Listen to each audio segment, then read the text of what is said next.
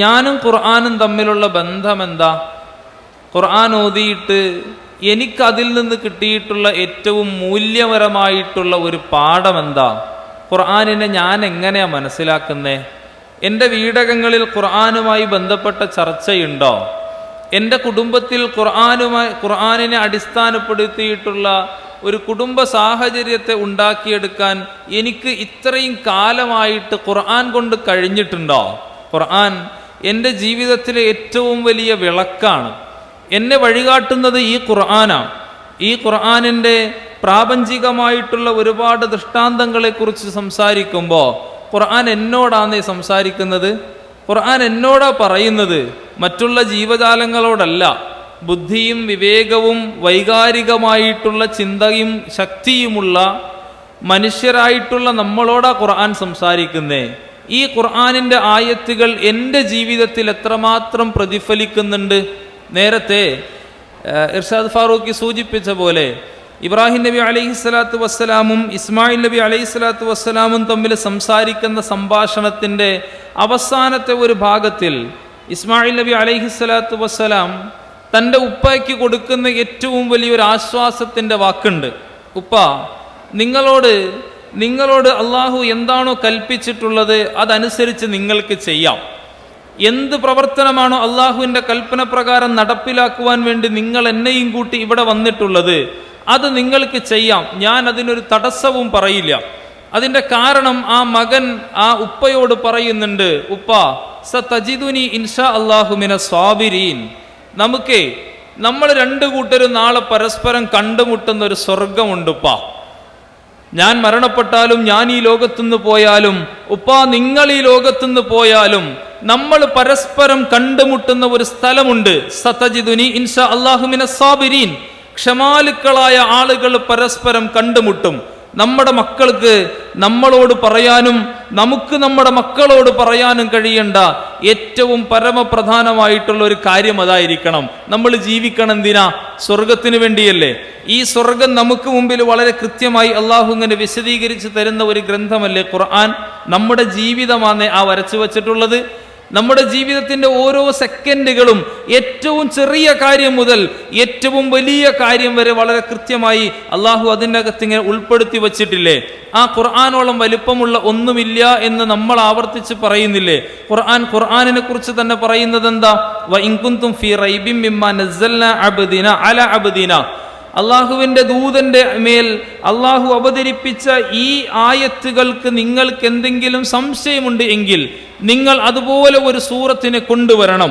ഈ ശത്രുക്കളായിട്ടുള്ള ആളുകളോട് ഖുർആൻ ഈ രൂപത്തിൽ ഖുർആനിനെ കുറിച്ച് പറയണമെങ്കിൽ ഖുർആനിനെ പല ആളുകളും സ്വീകരിച്ച രൂപം എങ്ങനെയായിരുന്നു എന്നുള്ളത് ഒന്ന് ആലോചിക്കണം. പണ്ടുണ്ടായിരുന്ന ആളുകൾ, റസൂലിൻ്റെ കാലത്തുണ്ടായിരുന്ന ആളുകൾ ഖുർആനിനെ സ്വീകരിച്ച രൂപം ഖുർആനിനെ ഏറ്റവും മോശകരമായി ചിത്രീകരിക്കുകയും ഖുർആനിനെ അങ്ങേയറ്റം വഷളത്തരത്തിലേക്ക് കൊണ്ടുപോകുന്ന സാഹചര്യം. എന്നാൽ നമ്മൾ അങ്ങനെയല്ലെങ്കിൽ പോലും മദ്യനിരോധനത്തിന്റെ രണ്ടാമത്തെ ഭാഗം ഖുർആൻ പറയുന്നത് എങ്ങനെയാണെന്നറിയോ? ലാ തഖറബു സ്വലാത്ത വ അൻതും സുക്കാറ. നിങ്ങൾ ലഹരി ബാധിച്ചിരിക്കുന്ന ആളുകളെ പോലെ നിങ്ങൾ നമസ്കാരത്തിനെ സ്വീകരിക്കരുതെന്ന ഖുർആൻ പറഞ്ഞത്. ഹത്താ തഅലമൂ മാ തഖൂലൂൻ. നിങ്ങൾ പറയുന്നതെന്ത് എന്ന് നിങ്ങൾക്ക് ബോധ്യമുണ്ടാകണം. നമ്മൾ ഓതുന്ന വിശുദ്ധ ഖുർആനെ നമ്മുടെ ജീവിതത്തിൽ എത്രമാത്രം ഒരു പ്രവർത്തന മേഖലയിലേക്ക് കൊണ്ടുവരാൻ നമുക്ക് കഴിഞ്ഞിട്ടുണ്ട് എന്ന കാര്യം ആലോചിക്കുക. ഞാൻ ഓതുന്ന ഖുർആനിനെ കുറിച്ച് എനിക്കറിയോ? ഞാൻ പറയണത് എന്താന്ന് എനിക്കറിയോ? ഞാൻ വെറുതെ ഇങ്ങനെ യാന്ത്രികമായിട്ട് ചെയ്തു പോരുന്ന കുറെ കാര്യങ്ങളാണോ ഈ ഖുർആനിലുള്ളത്? അല്ല. ഖുർആനിൽ അല്ലാഹു സുബ്ഹാനഹു വ തആല വളരെ കൃത്യമായി മനുഷ്യ മനസ്സുകളെ പിടിച്ചിരുത്താനുതകുന്ന രൂപത്തിൽ ഒരുപാട് വ്യാഖ്യാനങ്ങൾ നമ്മളോട് പറയുന്നുണ്ടല്ലോ. ഇതിനെപ്പോലെ മറ്റൊന്ന് കൊണ്ടുവരാൻ കഴിയില്ല. ഇതുപോലുള്ള ഒന്ന് ഈ ലോകത്തില്ല. നിങ്ങൾ നോക്കുക, ലോകത്ത് ഒരുപാട് വേദങ്ങൾ കാണാൻ കഴിയും. ഋഗ്വേദം പോലെ, സാമവേദം പോലെ, അഥർവവേദം പോലെ, യജുർവേദം പോലെ നിരവധി വേദങ്ങൾ കാണും. അതിനേക്കാൾ കൂടുതലായിട്ട് 118ഓളം വരുന്ന ഉപനിഷത്തുകളുടെ ഒരു ഏടുകൾ തന്നെ ഈ ലോകത്തിന് മുമ്പിൽ അവതരിപ്പിക്കുന്നുണ്ട്. അതിനേക്കാളൊക്കെ മുകളിലായിട്ട് എന്തുകൊണ്ടാണ് ഖുർആൻ എത്തുന്നത്? ഈ ഖുർആൻ ഈ തൊട്ട് മുമ്പിൽ പറഞ്ഞ വേദങ്ങളും ഉപനിഷത്തുകളും അവതരിപ്പിച്ച ആളുകൾ അവരുടേതായിട്ടുള്ള അഭിപ്രായങ്ങൾ മാത്രം ഉൾക്കൊള്ളിച്ചു വെച്ചുകൊണ്ടും അവരുടേതായിട്ടുള്ള ചിന്തകളും ആശയങ്ങളും മാത്രം സമ്മേളിപ്പിക്കുന്ന ഒരു ഗ്രന്ഥത്തെ അവതരിപ്പിച്ചപ്പോൾ ഈ ലോകത്തിന്റെ ഓരോ മനുഷ്യന്റെ കണികകളെയും ഉൾപ്പെടുത്തിക്കൊണ്ടാണ് അല്ലാഹു സുബ്ഹാനഹു വ തആല വിശുദ്ധ ഖുർആനിന്റെ അവതരണം പൂർത്തിയാക്കുന്നത്. ഖുർആൻ പറഞ്ഞല്ലോ, വമാ യൻതിഖു അനിൽ ഹവ, ഇതൊരു മനുഷ്യന്റെ വാക്കല്ല, പ്രവാചകൻ തിരുമേനി സ്വന്തം ഇഷ്ടപ്രകാരം പറഞ്ഞതുമല്ല. ഇൻഹുവ ഇല്ല വഹ്യുൻ യൂഹ, അത് പ്രവാചകൻ സല്ലല്ലാഹു അലൈഹി വസല്ലമയ്ക്ക് കിട്ടുന്ന ദിവ്യബോധനത്തിന്റെ അടിസ്ഥാനത്തിലാണ്. ഈ ദിവ്യബോധനത്തിന്റെ അടിസ്ഥാനത്തിൽ നമുക്ക് നൽകിയ ഈ ഖുർആനിനെ നമുക്ക് എത്രമാത്രം സ്വാധീനിക്കാൻ കഴിഞ്ഞിട്ടുണ്ട് എന്ന കാര്യത്തിലാണ് നമ്മൾ ചർച്ച ചെയ്യേണ്ടത്. ഖുർആനിൽ ഒരുപാട് പ്രവചനങ്ങളൊക്കെ ഉണ്ട് എന്ന് പറയുമ്പോൾ ഈ പ്രവചനങ്ങൾക്ക് വേണ്ടി മാത്രം കാതോർത്തിരിക്കുന്നതിനേക്കാൾ അപ്പുറം എനിക്ക് മനസ്സിലായിട്ടുള്ള ഖുർആൻ എന്താ, ഞാൻ വായിക്കുന്ന ഖുർആൻ എന്താ, ആ ഖുർആൻ എന്നോട് സംസാരിക്കുന്ന സംസാരങ്ങൾ എന്തൊക്കെയാണ് എന്നൊന്ന് ഓർക്കുക. ഒരു കാലഘട്ടത്തെ മാറ്റിമറിച്ച ഗ്രന്ഥമാണ് ഖുർആൻ. നിങ്ങളൊന്ന് ആലോചിച്ച് നോക്കുക കേട്ടോ. റസൂലുള്ളാഹി സ്വല്ലല്ലാഹു അലൈഹി വസല്ലം തങ്ങൾ വന്ന സാഹചര്യത്തിലുണ്ടായിരുന്ന ഒരു സമുദായത്തിൻ്റെ രൂപം വളരെ വ്യക്തമാണ്. അങ്ങേയറ്റം മോശപ്പെട്ട രൂപത്തിൽ ജീവിച്ച ഒരു സമുദായത്തെ ഏറ്റവും മനോഹരമായ ജീവിത പദ്ധതികൾ ആവിഷ്കരിക്കാൻ ഉതകുന്ന രൂപത്തിൽ പ്രവാചകൻ തിരുമേനി അവരിങ്ങനെ വാർത്തെടുക്കുന്നുണ്ട്. പക്ഷേ ആ ആളുകൾക്ക് ലഭിച്ച ഖുർആനിന്റെ വെളിച്ചമാണോ നമുക്ക് ലഭ്യമായിട്ടുള്ളത്? അവരോട് സംസാരിച്ച അതേ ആയത്തുകൾ തന്നെയല്ലേ നമ്മുടെ മുമ്പിലുമുള്ളത്? അവരോട് പോണമെന്ന് പറഞ്ഞ അതേ സ്വർഗം തന്നെയല്ലേ നമ്മളോടും പോണമെന്ന് ആവശ്യപ്പെട്ടത്? അവർക്ക് മുന്നറിയിപ്പ് കൊടുത്ത അതേ നരകം തന്നെയല്ലേ നമ്മുടെയും മുന്നറിയിപ്പായിട്ട് നമുക്ക് നൽകുന്നത്? അവർക്ക് ശത്രുവാണെന്ന് പരിചയപ്പെടുത്തിയ അതേ പിശാചിനെ തന്നെയല്ലേ നമ്മുടെയും ശത്രുവായിട്ട് പരിചയപ്പെടുത്തിയത്? മാറ്റങ്ങളില്ല.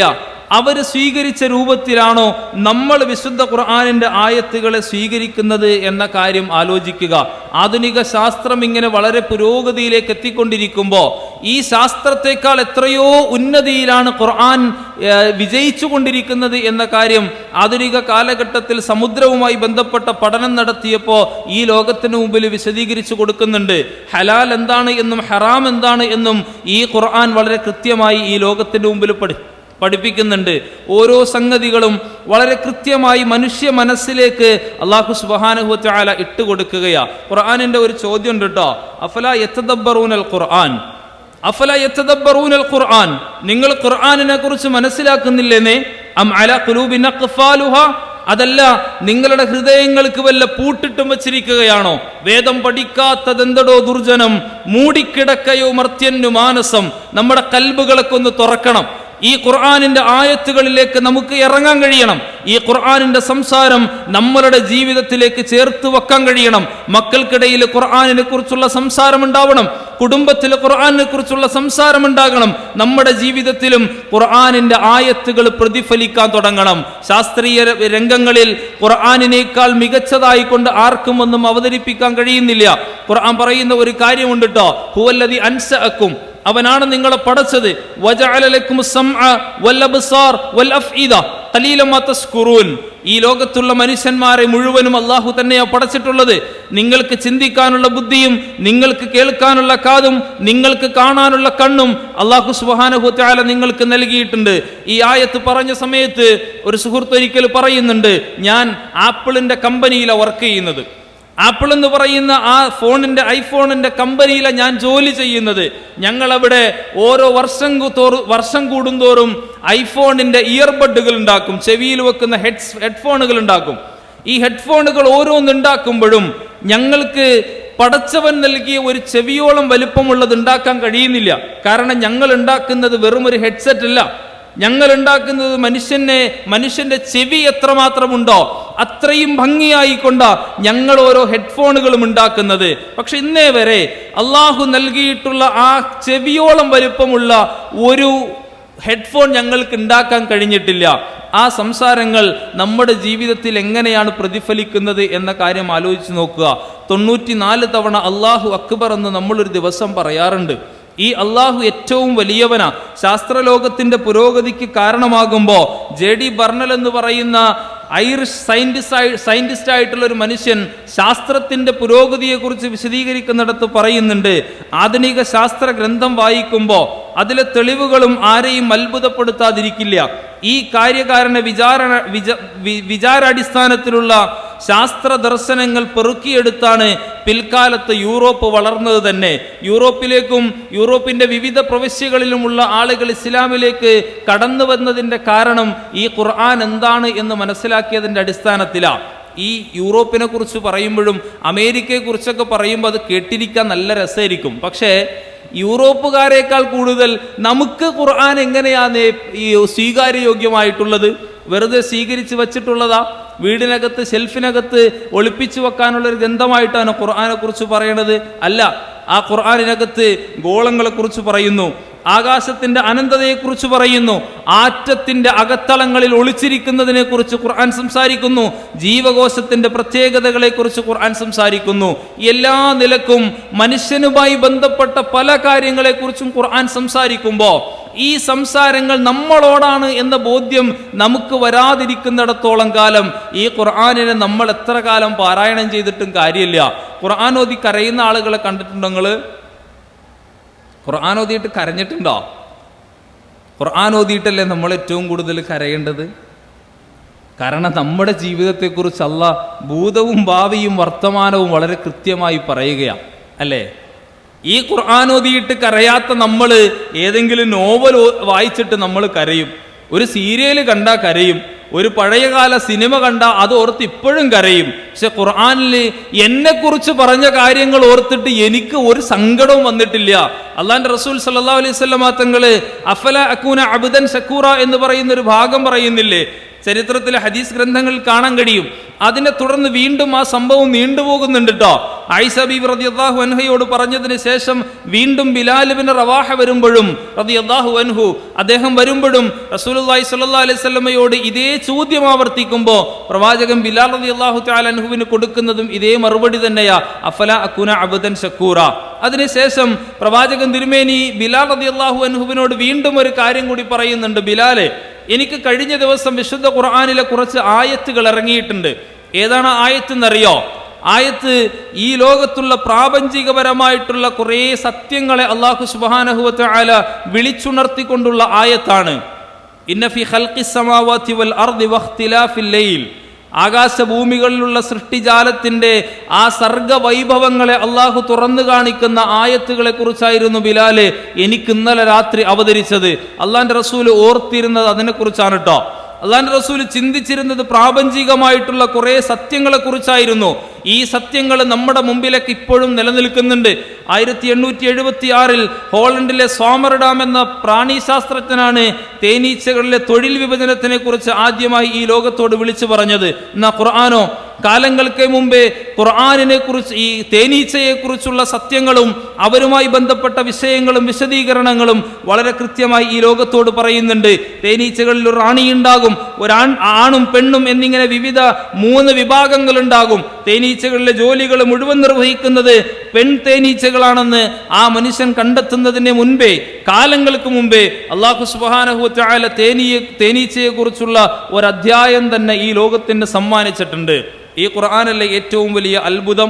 നമ്മുടെ വീട്ടിൽ എടുത്തു വച്ചിട്ടുള്ള പുസ്തകങ്ങളിൽ ഏറ്റവും കൂടുതൽ കനപ്പെട്ട ഗ്രന്ഥം ഏതാന്ന് ചോദിച്ചാൽ ഏതെങ്കിലും ഒരു എൻസൈക്ലോപീഡിയ അല്ല കേട്ടോ, ഏതെങ്കിലും ഒരു സർവ്വവിജ്ഞാന കോശമല്ല. അതിനേക്കാളൊക്കെ ഉന്നതിയിലാണോ എൻ്റെ ഖുർആൻ ഇരിക്കുന്നത്. ആ ഖുർആനിനെ വീടിനകത്തൊരു ഷെൽഫിൽ ഇങ്ങനെ ഭംഗിയായി ഭദ്രമായി വെക്കാനുള്ളതല്ല, അതെന്റെ ജീവിതമാ വരച്ചു വെച്ചിട്ടുള്ളത്. എനിക്കുള്ള ഏറ്റവും വലിയ ചോദ്യാവലിയാണ് ആ ഖുർആൻ. ആ ചോദ്യാവലിക്കുള്ള ഉത്തരമായിരിക്കണം എൻ്റെ ജീവിതം, എൻ്റെ ജീവൻ. ഞാനിവിടുന്ന് പോകുന്നേരം എൻ്റെ റബ്ബിന്റെ മുമ്പിൽ എനിക്ക് കൊണ്ടുപോയി വെക്കാൻ കഴിയുന്നത് ഈ ഖുർആൻ അനുസരിച്ചുള്ള ഒരു ജീവിതമായിരിക്കണം. ഈ ഖുർആൻ അല്ലാതെ എൻ്റെ ജീവിതത്തിൽ ഇടപെട്ട് സംസാരിക്കാൻ കഴിയുന്ന ഒരാധുനിക ഗ്രന്ഥങ്ങളും ഈ ലോകത്ത് നിലവിലില്ല എന്ന ഒരു ബോധ്യത്തിലേക്കാണ് പ്രിയമുള്ളവരെ നമുക്ക് ഈ റമദാനിൽ ഖുർആനിന്റെ പാരായണം കൊണ്ട് ഉയരാൻ കഴിയേണ്ടത്. ഖുർആനിലെ പ്രവചനങ്ങൾ ഏറ്റവും ഭംഗിയായി കൊണ്ട് അല്ലാഹു സുബ്ഹാനഹു വ തആല ഒരുപാട് തലങ്ങൾ നമ്മളോട് സംസാരിക്കുമ്പോൾ 1929 ബ്രിട്ടീഷ് ജ്യോതിശാസ്ത്രജ്ഞനായ എഡ്വിൻ ഹബിള് പ്രപഞ്ചം വികസിക്കുന്നു എന്ന നിഗമനത്തിലെത്തുകയും ചെയ്യുന്നുണ്ട്. ഈ കാര്യം അല്ലാഹു സുബ്ഹാനഹു വ തആല എത്ര കാലം മുമ്പ് വിശദീകരിച്ചു തന്നതാ? നാളുകൾക്ക് മുമ്പേ ഖുർആനിന്റെ ഈ ലോകത്തിന്റെ വികസനത്തെക്കുറിച്ച് ഖുർആൻ പറഞ്ഞില്ലേ? അവലം യറൽ ലദീന കഫറു അന്ന സമാവാതി വൽ അർദ കാനതാ റത്ഖൻ ഫഫതഖ്നാഹുമാ വജഅൽനാ മിനൽ മാഇ കുല്ലി ശൈഇൻ ഹയ്യിൻ അഫലാ യുഅ്മിനൂൻ. ഞാൻ ആ ആയത്തിന്റെ അർത്ഥം പറയുന്നില്ല, അവസാനത്തെ ഒരു ഭാഗം മാത്രം എടുത്താൽ മതി. അഫലാ യുഅ്മിനൂൻ, നിങ്ങൾ ഇതിൽ വിശ്വസിക്കണില്ലേ? നിങ്ങൾക്ക് ഇതിൽ ബോധ്യം വരുന്നില്ലേ? ഈ ലോകവും ഈ ലോകത്ത് കാണുന്ന സർവ്വചരാചരങ്ങളും വെറുതെ ഉണ്ടായതാ? നിങ്ങളുടെ ശരീരങ്ങളിലേക്ക് നോക്കാൻ ഖുർആൻ പറയുന്നില്ലേ? ഈ പ്രാപഞ്ചികമായിട്ടുള്ളതിലേക്ക് നോക്കാൻ ഖുർആൻ പറയുന്നില്ലേ? ഈ നോക്കുന്നതിലെല്ലാം തന്നെ അല്ലാഹു സുബ്ഹാനഹു വ തആലയുടെ സൃഷ്ടി വൈഭവം എത്രയാണ് എന്നുള്ളതും ആരാണ് എൻ്റെ റബ്ബ് എന്നുള്ളത് ബോധ്യപ്പെടാൻ ഈ ഖുർആൻ കൊണ്ട് നമുക്ക് കഴിഞ്ഞില്ലെങ്കിൽ പിന്നെ ഏതുകൊണ്ടാണേ കഴിയുക? നമസ്കാരത്തിന്റെ സമയത്ത് നേരത്തെ സൂചിപ്പിച്ച പോലെ 94 തവണ അല്ലാഹു അക്ബർ എന്ന് പറയുന്നവരാ നമ്മൾ. ഈ അല്ലാഹു അക്ബർ എന്ന് മാത്രം പറഞ്ഞാൽ പോരാ, എൻ്റെ റബ്ബ് വലിയവനാണ് എന്ന ബോധ്യം ഈ ഖുർആൻ കൊണ്ട് നമുക്ക് കിട്ടണം, വേണ്ടേ? ആ ഖുർആൻ അങ്ങനെ പാരായണം ചെയ്താലല്ലേ അള്ളാന്റെ അരികിൽ നമുക്ക് ഏറ്റവും നല്ല സ്ഥാനീയരായിട്ട് മാറാൻ കഴിയുള്ളൂ. നമ്മുടെ തമ്പുമായി ബന്ധപ്പെട്ടുള്ള ചർച്ചകൾ ഖുർആൻ നടത്തുന്നുണ്ട്. നമ്മുടെ വിരലടയാളവുമായി ബന്ധപ്പെട്ട ചർച്ചകൾ ഖുർആൻ നടത്തുന്നു. ഇതെല്ലാം മനുഷ്യർക്ക് അവന്റെ ജീവിതത്തിലേക്ക് ഉൾക്കൊള്ളിക്കാൻ കഴിയുന്ന, അള്ളാഹുവിനെ കുറിച്ചുള്ള ബോധ്യമുണ്ടാക്കിയെടുക്കാൻ കഴിയുന്ന ഏറ്റവും മൂല്യമായിട്ടുള്ള ഉപദേശങ്ങളാണ് അള്ളാഹു സുബ്ഹാനഹു വ തആല നൽകിക്കൊണ്ടിരിക്കുന്നത്.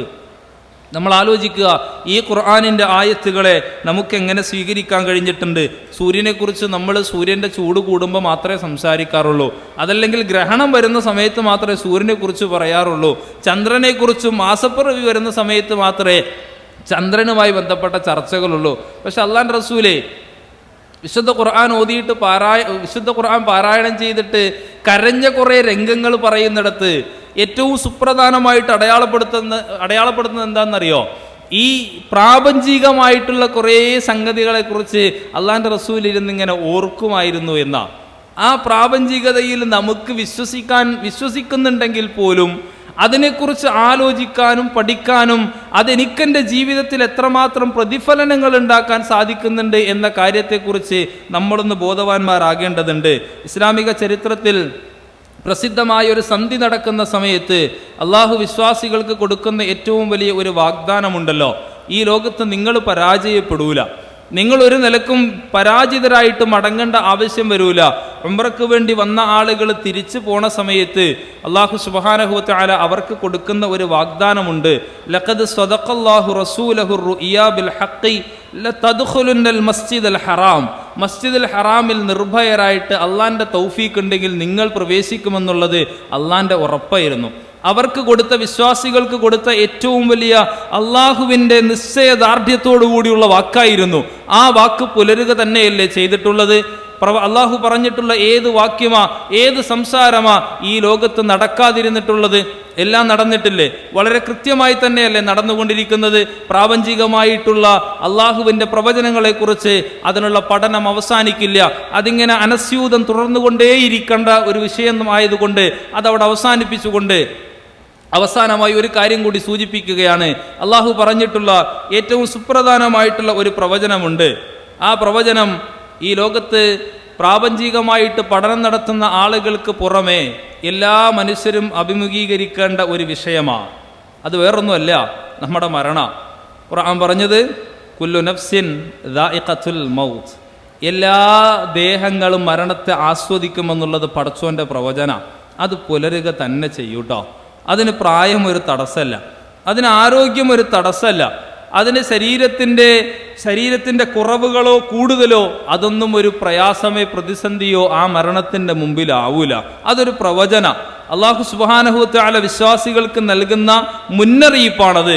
ആ മുന്നറിയിപ്പ് നമ്മുടെ ജീവിതത്തിലേക്ക് ഖുർആൻ കൊണ്ട് ഉൾക്കൊള്ളിച്ചു വെക്കാൻ നമുക്ക് സാധിക്കുന്നുണ്ടോ എന്ന് ആലോചിക്കുക. നമ്മളിങ്ങനെ വളർന്ന് മുന്നോട്ട് പോകുമ്പോൾ നമ്മൾ കരുതുന്നൊരു വിഷയമുണ്ട്, ഞാനിപ്പോഴൊന്നും പോകൂല, ഞാൻ കുറച്ച് കാലം കൂടി ഇവിടെയൊക്കെ ഉണ്ടാവും, ഞാൻ കുറച്ച് കാലം കൂടിയൊക്കെ ഇവിടെ ഇങ്ങനെ ജീവിക്കുന്നവനായിരിക്കുമെന്നുള്ള ബോധ്യത്താൽ ഇങ്ങനെ ജീവിച്ചു പോകുമ്പോഴേ എൻ്റെ വീടിനടുത്ത് 15 വയസ്സുള്ള ഒരു ചെറുപ്പക്കാരനായിട്ടുള്ള ഒരു കുട്ടി അവൻ്റെ വീട്ടിൽ പന്ത് കളി കഴിഞ്ഞ് വന്നിട്ട് ഉമ്മാൻ്റെ അരികിൽ നിന്ന് ഒരു നേരത്തെ ഭക്ഷണം വാങ്ങി കഴിച്ചിട്ട് തൊട്ടപ്പുറത്തുള്ള കുളത്തിൽ കുളിക്കാൻ പോയതാ. പിന്നെ ആ മോൻ വീട്ടിലേക്ക് വന്നത് ഒറ്റയ്ക്കായിരുന്നില്ല, അവനെ കൊണ്ടുവരാൻ കുറേ ആളുകളുണ്ടായിരുന്നു. അവൻ ഇട്ടുകൊണ്ടുപോയ വസ്ത്രത്താലല്ല തിരിച്ചു പോകുന്നത്. അവൻ പോകുന്ന സമയത്ത് അവനെ 3 കഷ്ണം തുണിയിലായിട്ട് ഇങ്ങനെ പൊതിഞ്ഞു വെച്ചിട്ടുണ്ട്. ആ ഉമ്മ അറിഞ്ഞില്ല കേട്ടോ, എൻ്റെ മോന് കൊടുക്കണ അവസാനത്തെ ചോറാണിതെന്ന്. ആ മോന് പറഞ്ഞില്ല, എൻ്റെ ഉമ്മാൻ്റെ കയ്യിൽ നിന്ന് ഞാൻ വാങ്ങി കഴിക്കുന്ന അവസാനത്തെ ഭക്ഷണമാണിതെന്ന് ആ മോനും അറിയാൻ കഴിഞ്ഞില്ല കേട്ടോ. പ്രവചനമാണ്. ഇത് പുലരുക തന്നെ ചെയ്യും. ഇത് സത്യമായിട്ട് ഈ ലോകത്ത് നടപ്പാകും. എല്ലാ നിലക്കും പടച്ചവന്റെ തീരുമാനങ്ങൾ ഈ ലോകത്ത് സംഭവിച്ചു കൊണ്ടിരിക്കുന്നുണ്ട് എങ്കിൽ നമ്മുടെ ജീവിതത്തിലും ഇതേ രൂപത്തിലുള്ള കാര്യങ്ങൾ എല്ലാം സംഭവിക്കുക തന്നെ ചെയ്യുമെന്ന് ഖുർആൻ അടിവരയിട്ട് നമ്മളോട് പറയുന്നുണ്ട്. വിവാഹം നടത്താൻ വേണ്ടി ഗൾഫിൽ നിന്ന് വന്ന ഒരു സുഹൃത്തെ, അവന്റെ വിവാഹം ഉറപ്പിച്ചു വെച്ചിട്ടുള്ള പെൺകുട്ടിയുടെ വീട്ടിലേക്ക് അവന്റെ വീട്ടിൽ നിന്ന് ആളുകൾ പോകുന്നതിന്റെ 2 ദിവസം മുമ്പാണ് ആ പെൺകുട്ടിക്ക് ശാരീരികമായിട്ടൊരു അസ്വസ്ഥ്യം നേരിടുന്നത്. അവളെയും കൊണ്ട് ആശുപത്രിയിലേക്ക് പോയി. പക്ഷെ തിരിച്ച് വീട്ടുകാർ മാത്രമേ വന്നുള്ളൂ. അവൾക്ക് വരാൻ കഴിഞ്ഞില്ല. ശരീരം പരിശോധിക്കുന്ന സമയത്ത് മനസ്സിലാക്കാൻ കഴിഞ്ഞത് അവൾക്ക് ക്യാൻസർ ആയിരുന്നു. 20 വയസ്സുള്ള ഒരു പെൺകുട്ടിയാണ്. ക്യാൻസർ ആയിരുന്നു ശരീരത്തിന്. 4ാമത്തെ സ്റ്റേജായിരുന്നു. പ്രതീക്ഷിച്ചില്ല. എല്ലാവരും പ്രതീക്ഷയോടെ കാത്തിരുന്ന ആ കല്യാണ സദസ്സിലേക്കും കല്യാണത്തിന്റെ ആഘോഷരാവുകൾക്കെല്ലാം വിലങ്ങ് ചാർത്തിക്കൊണ്ടായിരുന്നു ആ പെൺകുട്ടിയുടെ മരണവാർത്ത വന്നത്. നിങ്ങൾ ആലോചിക്കുക, ഈ ഖുർആൻ നമ്മുടെ മുമ്പിൽ വെക്കുന്നതെല്ലാം സത്യമാ. 2, നമുക്ക് സന്തോഷ വാർത്തയായിക്കൊണ്ട് അള്ളാഹു സ്വർഗം നൽകുമെന്നുള്ള പ്രവചനമാ. ആ പ്രവചനം പുലരണമെങ്കിൽ ഇന്നലിൽ മുത്തഖീന മഫാസ, അള്ളാഹു നാളെ വിജയം നൽകുന്നത് ഏറ്റവും നല്ല തഖ്വയുള്ള ആളുകൾക്കായിരിക്കുമെന്ന്. അള്ളാഹനെ അറിയേണ്ട കോലത്തിൽ അറിയുന്നവരും അള്ളാഹനെ മനസ്സിലാക്കേണ്ട രൂപത്തിൽ മനസ്സിലാക്കുന്നവരും അള്ളാഹനെ കുറിച്ച് ചിന്തിക്കേണ്ട രൂപത്തിൽ ചിന്തിക്കുന്ന ആളുകൾക്കും നാളെ റബ്ബ് ഏറ്റവും നല്ല വിജയം നൽകുമെന്നുള്ള കാര്യത്തിൽ ഒരു സംശയവുമില്ല. ഈ പ്രവചനം പുലരും. നമുക്ക് വേണ്ടി നമ്മൾ വന്നതിന് ശേഷമാണ് ഈ ദുനിയാവിനെ നമ്മൾ ഒരുക്കിയത് എങ്കിൽ നമുക്ക് വേണ്ടി കാലങ്ങൾക്ക് മുമ്പേ ഈ പരലോകവും സ്വർഗവും നരകവും എല്ലാം റെഡിയായിട്ടിരിക്കുന്നുണ്ട്. ആ റെഡിയായിട്ടുള്ള സ്വർഗത്തിന് വേണ്ടി പണിയെടുക്കാൻ നമുക്ക് കഴിയണം. നേരത്തെ സൂചിപ്പിച്ച പോലെ നമുക്ക് മുമ്പേ ജീവിച്ച സഹാബാക്കളായ ആളുകൾ ഖുർആനിനെ സ്വീകരിച്ച രൂപവും അവർ സ്വർഗത്തിലേക്ക് നടന്നതും നരകത്തിൽ നിന്ന് ഏറ്റവും വലിയ വിദൂരത്തേക്ക് മാറിയതും ഖുർആൻ കൊണ്ടാണ് എങ്കിൽ എനിക്കെന്റെ ഖുർആൻ കൊണ്ട് എന്ത് നേട്ടമുണ്ടായിട്ടുണ്ട് എന്ന് ആലോചിക്കുക. ഉമർ ഖത്താബ് റളിയല്ലാഹു തആല അൻഹു ഖുർആനിന്റെ പഠനത്തിന് വേണ്ടി 12 വർഷം എടുത്തിട്ടുണ്ട്. നമ്മൾ എത്ര കാലമായി ഖുർആൻ പാരായണം ചെയ്യാൻ തുടങ്ങിയിട്ട്? ഹസൻ അൽ ബസ്രി റഹ്മത്തുള്ളാഹി അലൈഹി പള്ളിയുടെ മുകളിൽ നിന്ന് ഒരു ദിവസം വിശുദ്ധ ഖുർആൻ പാരായണം ചെയ്യുന്ന സമയത്ത് താഴേക്ക് നോക്കിയ സമയത്ത് അദ്ദേഹത്തിന്റെ കണ്ണിൽ നിന്ന് ഒരു തുള്ളി കണ്ണുനീര് താഴേക്ക് വീഴുന്നുണ്ട്. താഴെ നിന്ന് മനുഷ്യൻ ചോദിക്കുന്നുണ്ട്, ഇത് വല്ല നജസായിട്ടുള്ള വെള്ളമാണോ? ഞാൻ കഴുകണോ? ഞാൻ വുളു എടുത്ത മനുഷ്യനാ. ഹസൻ അൽ ബസ്രി അദ്ദേഹത്തോട് തിരിച്ചു പറയുന്നുണ്ട്, ഇത് നജസായിട്ടുള്ള ഒരു വെള്ളം തന്നെയാ. അദ്ദേഹം ഒരു ഒന്നുകൂടി ആലങ്കാരികമായിട്ട് ആ വിഷയത്തെ സമീപിച്ചുകൊണ്ടാണ് പറഞ്ഞത്. കണ്ണീര് നജസല്ല എന്നറിയാമെങ്കിൽ പോലും ആ മനുഷ്യനൊരു വിശദീകരണം കൂടി കൊടുക്കുന്നുണ്ട്. പാപഭംഗിലമായി ജീവിച്ച ഒരു മനുഷ്യന്റെ പാപക്കറയാണോ ആ കഴുകിക്കളഞ്ഞിട്ടുള്ളത്. നമ്മുടെ ഹൃദയത്തിൽ രൂഢമൂലമായിട്ടുള്ള പോരായ്മകളെ കഴുകിക്കളയാൻ ഈ വിശുദ്ധ ഖുർആനിന്റെ ആയത്തുകൾ നമുക്ക് ഉപകാരപ്രദമാകണം. ഖുർആൻ അനുസരിച്ച് ജീവിക്കാനും ഖുർആൻ അനുസരിച്ച് ചിന്തിക്കാനും ജീവിതത്തിന്റെ ഖുർആനിന്റെ വക്താവായി മാറുവാനും നമുക്ക് കഴിയണം. അല്ലാഹു സുബ്ഹാനഹു വ തആല നമുക്ക് ഏവർക്കും അതിനുള്ള തൗഫീഖ് നൽകി അനുഗ്രഹിക്കുമാറാകട്ടെ. ഈ സംഗമത്തിന് വേണ്ടി ഓടി നടക്കുന്ന ആളുകളുടെ പ്രവർത്തനത്തിന് അല്ലാഹു സുബ്ഹാനഹു വ തആല എല്ലാവിധ പ്രതിഫലങ്ങളും നൽകി അനുഗ്രഹിക്കുമാറാകട്ടെ. റബ്ബന ആതിനാ ഫിദ്ദുനിയ ഹസന വഫിൽ ആഖിറതി ഹസനതൻ വഖിനാ അദാബന്നാർ. ആമീൻ ബിറഹ്മതിക യാ അർഹമർ റഹീമീൻ. വൽഹംദുലില്ലാഹി റബ്ബിൽ ആലമീൻ. വസ്സലാമു അലൈക്കും വറഹ്മത്തുള്ളാഹി.